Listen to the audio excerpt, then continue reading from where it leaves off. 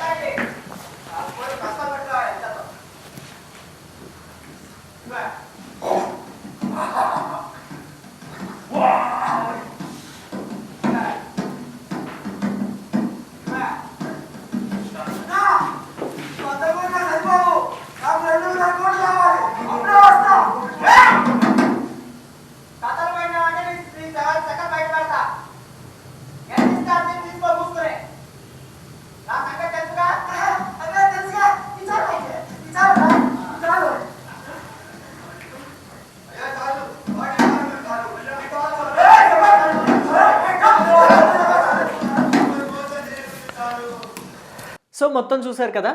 విషయం ఏంటి అంటే బీఆర్ఎస్ పార్టీ గుర్తు మీద 2023 ఎన్నికల్లో గెలిచిన కొంతమంది ఎమ్మెల్యేలు కాంగ్రెస్ పార్టీలోకి వెళ్ళి జాయిన్ అయ్యారు. సుమారుగా ఒక 10 మంది జాయిన్ అయ్యారు కదా. వాళ్ళందరినీ ఉద్దేశిస్తూ నిన్న రిపబ్లిక్ డే సందర్భంగా తెలంగాణ భవన్లో ఒక లఘునాటికని ప్రదర్శించారు. అంటే ఒక పార్టీ గుర్తు మీద గెలిచి ఇంకొక పార్టీ గుర్తులోకి వెళ్ళిపోయిన వాళ్ళని, ఇంకొక పార్టీలో జాయిన్ అయిన వాళ్ళందరూ కూడా డబ్బుకు ఆశపడి అమ్ముడుపోయారు, డబ్బుకి ఆశపడి వాళ్ళు లొంగిపోయారు, వేరే పార్టీకి వెళ్ళిపోయారు అని చెప్పేసి వాళ్ళందరి మీద కూడా వెటకారంగా ఒక కాంట్రవర్షియల్ లఘునాటికని ప్రదర్శించారు. ఆ లఘునాటికలో వాళ్ళందరికీ కూడా డబ్బు సంచులు రేవంత్ రెడ్డే పంచుతున్నట్టుగా, రేవంత్ రెడ్డి ఫోటోని ఒక వ్యక్తి షర్టుకి తగిలించి రేవంత్ రెడ్డి, తెలంగాణ ముఖ్యమంత్రి రేవంత్ రెడ్డిని ట్రోల్ చేస్తూ వాళ్ళు ఈ లఘునాటికను ప్రదర్శించారు. పోచారం శ్రీనివాస్ రెడ్డి అని చెప్పేసి, అంటే శ్రీనివాస్ రెడ్డి అని పెట్టకుండా పోచారం శ్రీనివాస్ అని చెప్పేసి పిలుస్తూ ఆయనకి డబ్బులు సంచులు ఇస్తున్నట్టుగా, మిగతా బీఆర్ఎస్ పార్టీ నేతలకి కూడా డబ్బులు సంచులు ఇచ్చి కాంగ్రెస్ పార్టీలోకి జాయిన్ చేసుకుంటున్నట్టుగా ఈ లఘునాటికను ప్రదర్శించారు. ఈ లఘునాటికను చూస్తున్నంతసేపు కూడా కేటీఆర్ బాగా ఎంజాయ్ చేస్తూ నవ్వుతూ గడిపారు. అయితే నిజానికి ఇది కరెక్టేనా? ఇలాంటి లఘునాటిక ప్రదర్శించే హక్కు బీఆర్ఎస్ పార్టీకి ఉందా? అయితే నేను ఎక్కడా సమర్థించటం లేదు. బీఆర్ఎస్ పార్టీ గుర్తు మీద గెలిచిన ఎమ్మెల్యేలు కాంగ్రెస్ పార్టీలో వెళ్ళి జాయిన్ అవ్వటం కరెక్టే అని చెప్పేసి నేను ఎక్కడ సమర్థించటం లేదు. ఒక పార్టీ గుర్తు మీద గెలిచిన ఎమ్మెల్యేలు ఇంకొక పార్టీలోకి వెళ్ళాలనుకుంటే, ఈ పార్టీలో వాళ్ళకి పొసగటం లేదు అనుకుంటే రాజీనామా చేసేసి ఆ పార్టీ గుర్తు మీద, అంటే ఏ పార్టీలోకి అయితే వెళ్ళాలనుకుంటున్నారో ఆ పార్టీ గుర్తు మీద మళ్ళీ పోటీ చేసి ప్రజలు ఓకే అని వాళ్ళకి ఆమోద ముద్ర తెలిపి ఓటు వేసి గెలిపిస్తే ఎస్, ఆ పార్టీలోకి వెళ్ళిపోవచ్చు. అలా కాకుండా ఈ పార్టీలో గుర్తు మీద గెలిచి ఆ పార్టీ గుర్తులోకి వెళ్ళిపోతే, ఆ పార్టీలో కండువా కప్పేసుకుంటే అది నైతికంగా కరెక్ట్ కాదని చెప్పేసి అందరూ అనే మాటే. అయితే ఈ మాట అనటం కేటీఆర్కి అర్హత ఉందా? అంటే బీఆర్ఎస్ పార్టీ గుర్తు మీద గెలిచిన వాళ్ళు కాంగ్రెస్ పార్టీలోకి వెళ్ళటం కరెక్ట్ కాదు అనే అర్హత కేటీఆర్కి ఉందా అనంటే ప్రస్తుత తెలంగాణ సమాజం అంతా కూడా లేదు అనే చెప్తోంది. ఎందుకు అలా చెప్తోంది అనేది మనం ఒక్కసారి లోతులకు వెళ్ళి పరిశీలించుకోవాలి. ఎందుకంటే 2014 విషయాన్ని మనం తీసుకోవాలి. తెలంగాణ ఏర్పడింది అంటే ఆంధ్రప్రదేశ్, తెలంగాణ ఉమ్మడిగా ఉండే రాష్ట్రం 2 ముక్కలుగా విడిపోయింది. తెలంగాణకి ముఖ్యమంత్రిగా కేసీఆర్ ఎన్నికైతే ఆంధ్రప్రదేశ్కి ముఖ్యమంత్రిగా చంద్రబాబు నాయుడు ఎన్నికయ్యారు. అయితే తెలంగాణలోనే పుట్టింది తెలుగుదేశం పార్టీ. కానీ ఉద్యమాలు లేకపోతే ఇతరత్రా కారణాల వల్ల తెలుగుదేశం పార్టీకి 2014కి ఆదరణ తగ్గిన మాట వాస్తవం. అందుకనే కేవలం 15 సీట్లు మాత్రమే గెలుచుకుంది. 15 సీట్లు గెలుచుకున్న తెలుగుదేశం పార్టీ మరి క్రియాశీలకంగా ఉండే అవకాశం ఉంది. అసలు తెలుగుదేశం పార్టీని అలా వదిలేస్తే 2018కో లేకపోతే 2023కో అధికారంలోకి వచ్చే అవకాశం కూడా ఉంటుంది. ఆ విషయం కేసీఆర్కి కేటీఆర్కి బాగా తెలుసు. అందుకనే అసలు తెలంగాణలో తెలుగుదేశం పార్టీని లేకుండా చెయ్యాలి అని అనుకున్నారు. ఫస్ట్ స్టెప్ వాళ్ళు చేసింది ఏంటంటే 15 మంది తెలుగుదేశం పార్టీ ఎమ్మెల్యేలు గెలిచారని చెప్పుకున్నాం కదా 2014లో, వాళ్ళందరినీ కూడా టీఆర్ఎస్లోకి తీసేసుకోవాలి అని చెప్పేసి. అందుకే టీఆర్ఎస్లో టీడీపీ విలీనం అనే దానికి ఒక స్కెచ్ వేశారు. మెల్లమెల్లగా ఒక్కొక్కరిని తీసేసుకున్నారు ఆ 15 మందిలో. చివరిగా 2 ఎమ్మెల్యేలు మిగిలితే వాళ్ళ మెళ్ళలో కూడా టీఆర్ఎస్ కండవా వేసి, అంటే టీడీపీ ఎమ్మెల్యేల మెళ్ళలో కూడా టీఆర్ఎస్ కండువా వేసేసి వాళ్ళని తీసుకోవటమే కాకుండా అప్పటి స్పీకర్కి ఒక లెటర్ కూడా రాయించారు, టీడీఎల్పీని టీఆర్ఎస్లో విలీనం చేసేసేయండి అని చెప్పేసి. అంటే ఇక తెలంగాణ అసెంబ్లీలో టీడీపీ లేనే లేదు అని చెప్పేసి ఒక లెటర్ రాయించడం అనమాట. సో ఇది ఆనాడు టీఆర్ఎస్ పార్టీ చేసిందే. మర్చిపోయారా కేటీఆర్? మర్చిపోతే మరి ఎలాగా? ప్రజలు గుర్తు చేస్తారు కదా వాళ్ళు మర్చిపోయినా. ఇక 2018కి వద్దాం. 2018లో కూడా కాంగ్రెస్ పార్టీలో గెలిచిన ఎమ్మెల్యేలని టీఆర్ఎస్లోకి తీసుకోలేదా? ఆ తర్వాతే కదలండి బీఆర్ఎస్గా మారింది. టీఆర్ఎస్ బీఆర్ఎస్ అయింది. జాతీయ నాయకుడిగా ఎదగాలనుకున్నారు కేసీఆర్. అందుకే ఆంధ్రాకి వెళ్ళి పార్టీ ఆఫీస్ పెట్టారు, ఇటు మహారాష్ట్ర వెళ్ళి పార్టీ ఆఫీస్ పెట్టారు. సో అదంతా వేరే విషయం అనుకోండి. ఇక్కడ చూసుకుంటే కాంగ్రెస్ పార్టీలో క్రియాశీలకంగా పనిచేసిన సబితా ఇంద్రారెడ్డి లాంటి వాళ్ళు 2 సార్లు మంత్రిగా కూడా పనిచేశారు. ఆవిడ కూడా మరి ఇక్కడ టీఆర్ఎస్లోకి వచ్చి జాయిన్ అయ్యారు కదా ఆనాడు. మిగతా ఎమ్మెల్యేలు అందరూ కూడా వచ్చి జాయిన్ అయ్యారు, కాంగ్రెస్ పార్టీ గుర్తు మీద గెలిచిన వాళ్లే. మరి ఆనాడు కాంగ్రెస్ పార్టీ ఎమ్మెల్యేలను తీసుకునేటప్పుడు వాళ్ళకి తెలియలేదా? భవిష్యత్తులో మనం కూడా ఒకవేళ ఓడిపోతే మన పార్టీ గుర్తు మీద గెలిచిన ఎమ్మెల్యేలని కూడా అవతల పార్టీ వాళ్ళు తీసేసుకుంటారు, అవతల పార్టీలోకి మన పార్టీ ఎమ్మెల్యేలు వెళ్ళిపోతారని చెప్పేసి కేసీఆర్కి కానీ కేటీఆర్కి కానీ ఆ రోజు ఆలోచన కలగలేదా? కలిగి ఉండదు బహుశా. అసలు కేటీఆర్ కానీ కేసీఆర్ కానీ ఊహించి ఉండరు బహుశా భవిష్యత్తులో మన పార్టీ ప్రతిపక్షానికి పరిమితం అవుతుందేమో అని చెప్పేసి. ఎందుకని అంటే తెలంగాణ తెచ్చింది నేను, తెలంగాణ సాధించింది నేను, తెలంగాణ కోసం చావు నోట్లో తలపెట్టింది నేను, తలపెట్టి తెచ్చాను తెలంగాణని అని చెప్పేసి కేసీఆర్ పదే పదే చెప్పుకుంటారు కదా. కానీ యథార్థానికి అది కాదు జరిగింది. నీ ఉద్యమాలు, నీ ఉపవాసాలు అన్నీ కూడా దొంగ దీక్షలు, ఎక్కడా కూడా నువ్వు తెలంగాణ కోసం పాటుపడింది లేదు అని చెప్పేసి కాంగ్రెస్ పార్టీ వాళ్ళు పదే పదే చెప్తున్నారు. ఇప్పుడు పెరిగన్నం తిని పడుకున్నావు నువ్వు అని చెప్పేసి కూడా కాంగ్రెస్ పార్టీ వాళ్ళు కేసీఆర్ మీద దాడి చేస్తుంటే ఇప్పటికీ కూడా ఖండించలేకపోతుంది టీఆర్ఎస్ పార్టీ, బీఆర్ఎస్ పార్టీ. ఇక చూసుకుంటే తెలంగాణ వచ్చింది మొత్తం కూడా విద్యార్థి లోకం, కార్మిక లోకం కదిలి రావటం వల్ల అని చెప్పేసి చెప్తూ ఉంటారు కాంగ్రెస్ పార్టీ వాళ్ళు. వంట వార్పు కార్యక్రమాలతోటి నడి రోడ్డు మీద వంట వార్పు కార్యక్రమాలు చేసి నేల మీద, అంటే విస్తరి లేకుండా కంచాలు లేకుండా నేల మీదే అన్నము కూర కలుపుకొని తిని నిరసనలు వ్యక్తం చేసి ధర్నాలు చేసి దీక్షలు చేసి వాళ్ళ ప్రాణాలని, అంటే ఆత్మ బలిదానాలు కూడా చేసింది తెలంగాణ సమాజం, తెలంగాణ విద్యార్థులు అని చెప్పేసి ఇప్పటికీ బీజేపీ, తెలంగాణలో బీజేపీ అండ్ తెలంగాణలో కాంగ్రెస్ పార్టీ నాయకులు గుర్తు చేస్తూ ఉంటారు. ఇది ఎవరు కాదనలేని సత్యం. విద్యార్థుల ఆత్మ బలిదానంతోనే తెలంగాణ వచ్చిందన్నది కాదనలేని సత్యం.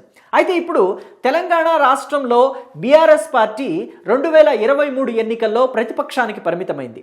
ఎప్పుడైతే ఆ పార్టీ ప్రతిపక్షానికి పరిమితమైందో ఆ పార్టీలో గెలిచిన ఎమ్మెల్యేలు, అంటే బీఆర్ఎస్ గుర్తు మీద గెలిచిన ఎమ్మెల్యేలు 2023 ఎన్నికల్లో గెలిచిన వాళ్ళు కాంగ్రెస్ పార్టీలోకి వెళ్ళటం మొదలుపెట్టారు. అంటే వీళ్ళు చెప్పేదేంటి? గతంలో తెలుగుదేశం పార్టీ ఎమ్మెల్యేలు తెలుగుదేశం పార్టీ గుర్తు మీద గెలిచి టీఆర్ఎస్లోకి వెళ్ళినప్పుడు వాళ్ళు చెప్పిన మాటే చెప్తున్నారు, మా నియోజకవర్గం అభివృద్ధి కోసమే మేము పార్టీ మారాము అని చెప్పేసి. కానీ ఇప్పుడు వీళ్ళు ఏమంటున్నారు, టీఆర్ఎస్ వాళ్ళు లేదా బీఆర్ఎస్ వాళ్ళు ఏమంటున్నారు, వాళ్ళు అమ్ముడు పోయారు అంటున్నారు. అంటే ఆనాడు కూడా వీళ్ళు కొన్నారా? అంటే టీఆర్ఎస్లోకి టీడీపీ వాళ్ళని, కాంగ్రెస్ పార్టీ వాళ్ళని తీసుకున్నారు కదా 2014, 2018 టైంలో. ఆనాడు కొన్నారా మీరు? కొంటే ఎంత పెట్టి కొన్నారు? ఒక్కొక్క ఎమ్మెల్యేకి ఎన్ని కోట్లు ఇచ్చారు? నిన్న లఘునాటికలో, అంటే రిపబ్లిక్ డే సందర్భంగా ప్రదర్శించిన ఈ లఘునాటికలో ఒక్కొక్కళ్ళకి 100 కోట్లు ఇస్తాను అని చెప్పేసి, 100 కోట్లు ఇస్తున్నా తీసుకోండి, మీరు మా పార్టీలోకి వచ్చేయండి అని చెప్పేసి రేవంత్ రెడ్డి డబ్బులు పంచినట్టుగా లఘునాటికలో ప్రదర్శించారు. మరి ఆనాడు కేటీఆర్ ఒక్కొక్క ఎమ్మెల్యేకి ఎంత ఇచ్చారు, ఎన్ని వందల కోట్లు ఇచ్చారు, లేదా బెదిరించారా, నీ లీలలన్నీ, నీ శకలన్నీ, నీ కథలన్నీ బయట పెడతానని చెప్పేసి బెదిరించారా? బెదిరించారు అంటే ఎలా బెదిరించారు? ఫోన్ ట్యాపింగ్ ద్వారా వాళ్ళ రహస్యాలన్నీ తెలుసుకున్నారా అని చెప్పేసి ఇప్పుడు ఫోన్ ట్యాపింగ్ వ్యవహారాన్ని కూడా ఇక్కడ సోషల్ మీడియాని యూజ్ చేస్తున్న నెటిజన్లు వీళ్ళంతా కూడా క్వశ్చన్ చేస్తున్నారు. ఎందుకని అంటే ఇక్కడ చివర్లో కూడా, ఆ నాటికి చివర్లో కూడా ఏమన్నారంటే, మీరు అంటే ఇక్కడ లేదు ఆ డైలాగు, నేను ఆ డైలాగ్ విన్నాను కాబట్టి చెప్తున్నాను, గొర్రెలంతా వస్తున్నాయి అని చెప్పేసి. అంటే కొంతమంది కమెంట్స్ పెట్టారు, గొర్రెలు అంటే గొర్రెల స్కామేనా కేటీఆర్ గారు అని చెప్పేసి. అంటే బీఆర్ఎస్ పార్టీలో అన్ని స్కాములు జరిగాయి. అసలు ఈ ఎమ్మెల్యేలు కొనటానికి కూడా, కాంగ్రెస్ పార్టీ ఎమ్మెల్యేలను కొనటానికి, టీడీపీ ఎమ్మెల్యేలను కొనటానికి మీకు డబ్బులు ఎక్కడి నుంచి వచ్చాయి?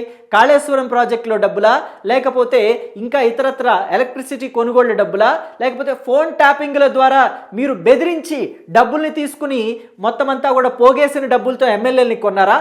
ఎలా కొన్నారు కేటీఆర్ గారు అని చెప్పేసి ఇక్కడ సోషల్ మీడియాలో కమెంట్స్ రూపంలో కేటీఆర్కి ప్రశ్నల వర్షం కురుస్తుంది.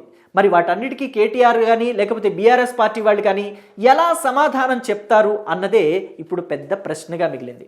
అందుకే చాలామంది ఏమంటున్నారంటే, కేటీఆర్ నువ్వొక్కడివి చాలు బీఆర్ఎస్ పార్టీని ముంచేయడానికి, బీఆర్ఎస్ పార్టీని భూస్థాపితం చేయడానికి. అసలు రాజకీయాల్లో ఆత్మహత్యలే ఉంటాయి కానీ హత్యలు ఉండవు. బీఆర్ఎస్ పార్టీని ఎవరో వచ్చి హత్య చేయక్కర్లేదు, నువ్వొక్కడివి చాలు దాన్ని ఆత్మహత్యగా చిత్రీకరించేసి దాన్ని చంపేయడానికి అని చెప్పేసి చాలామంది ఎద్దేవా చేస్తున్నారు కాంగ్రెస్ పార్టీ వాళ్ళు. మొత్తమే చూసుకుంటే నాయకులు ఒక పార్టీలో నుంచి ఇంకొక పార్టీలోకి వెళ్ళటం అనేది నిజంగా అనైతికమే. కానీ ఆ అనైతికతని ప్రోత్సహించింది ఎవరు? ఫస్ట్ తెలంగాణలో అయితే బీఆర్ఎస్ పార్టీ ఆబ్వియస్గా. ఇక కాంగ్రెస్ పార్టీ అని అంటారా? వైఎస్ రాజశేఖర రెడ్డి బ్రతికున్నప్పుడు ఆపరేషన్ ఆకర్ష పేరుతోటి తెలుగుదేశం పార్టీ నుంచి ఎంతమంది నేతల్ని తీసుకున్నారు అనే విషయం మర్చిపోతే ఎలాగా? కాంగ్రెస్ పార్టీ వాళ్ళకు కూడా, అంటే ఏపీలో ఇప్పుడు వైసీపీలో ఉన్నారు చాలామంది నేతలు, వాళ్ళంతా కూడా ఇప్పుడు మా పార్టీలో వాళ్ళని తీసుకుంటున్నారు, అవసరాలు తీరిపోయిన తర్వాత మా పార్టీ వాళ్ళు కూడా వెళ్ళి టీడీపీలో జాయిన్ అవుతున్నారని చెప్పేసి బేల పలుకులు పలికే వాళ్ళందరికీ ఈ మాట మాట్లాడే అర్హత లేదని చెప్పాలి. ఇక్కడ చూసుకుంటే మీరు ఈ లఘునాటికలో కూడా చూడండి, ఇదిగోండి రేవంత్ రెడ్డి వేషధారణలో ఉన్న వ్యక్తి చేతిలో ఒక గొడ్డలి పెట్టారు. ఆ గొడ్డలు ఎందుకు పెట్టారో అర్థం కాలేదు నాకు.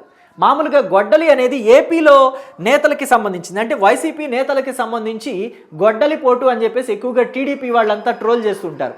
అంటే ఇక్కడ ఎటు మనం ట్రోల్ అవుతున్నాం కదా, సో వైసీపీ వాళ్ళని కూడా ట్రోల్ చేయిస్తే ఒక పని అయిపోతుంది అని చెప్పేసి భావించారో ఏమో. మొత్తం మీద ఇదిగోండి రేవంత్ రెడ్డి వేషధారణలో ఉన్న వ్యక్తి చేతిలో గొడ్డలు పెట్టారు.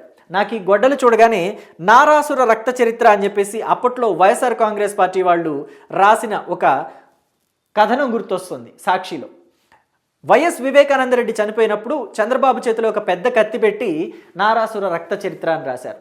అసలు జరిగింది ఎక్కడ? అది ఆ ఘటన జరిగింది వైఎస్ ఫ్యామిలీలో. వాళ్ళకే పడక కొట్టుకొని చచ్చిపోయారు, ఒకళ్ళని చంపేశారు. ఎలా చంపేశారంటే గొడ్డలితో చంపేశారు అన్న విషయం క్లియర్ కట్గా తేలింది. వాటిల్లో కీలకమైన నిందితుడిగా వైఎస్ అవినాష్ రెడ్డి కూడా ఉన్నారు. ఆయన ఇప్పుడు కోర్టుల చుట్టూ తిరుగుతున్నారు. అసలు గొడ్డలి పట్టుకుంది ఎవరు, వేసింది ఎవరు, వేటు వేసింది ఎవరు, వేటుకు బలైంది ఎవరు, అంతా కూడా వైఎస్ ఫ్యామిలీలో వాళ్లే. రాజశేఖర రెడ్డి ఉన్నప్పుడు గుట్టుగా ఉండేది ఆ ఫ్యామిలీ, ఇప్పుడు బట్టబయలై రోడ్డున పడింది. సో ఆ విషయాన్ని పక్కన పెడితే ప్రస్తుతం మాత్రం బీఆర్ఎస్ పార్టీ నేతలు కాంగ్రెస్ పార్టీలో జాయిన్ అవ్వటం మీద కేటీఆర్ ఏదో చేద్దాము, ఒక డ్రామా సృష్టించి ఒక లఘునాటికని క్రియేట్ చేసి దాని ద్వారా తెలంగాణ ప్రజల దగ్గర నుంచి మద్దతు పొందుదాము అని చెప్పేసి అనుకున్నారు. కానీ అది బూమరాంగ్ అయింది, వచ్చి బీఆర్ఎస్ పార్టీకే తగిలింది. బీఆర్ఎస్ పార్టీనే ఇప్పుడు అంతా కూడా విమర్శిస్తున్నారు. కేటీఆర్ పండుగ రోజు అంటే జనవరి 26 రిపబ్లిక్ డే రోజున కెలికి మరీ బీఆర్ఎస్ పార్టీకి తన్నులు తినిపించేలాగా చేశారు అని చెప్పేసి చాలామంది మాట్లాడుకుంటున్నారు. రాజకీయ నాయకులు ఏదైనా ఒక నిర్ణయం తీసుకునేటప్పుడు ఎదుటి పార్టీని కనీసం ట్రోల్ చేసేటప్పుడైనా 1కి 10 సార్లు ఆలోచించుకోవాలి, అది మనకి బూమరాంగ్ అవుతుందా లేదా అని చెప్పేసి, లేకపోతే ఇలాంటి ఇబ్బందులు ఎదుర్కోవాల్సి వస్తుంది అని చెప్పేసి రాజకీయ విశ్లేషకులు కూడా చెప్తున్నారు.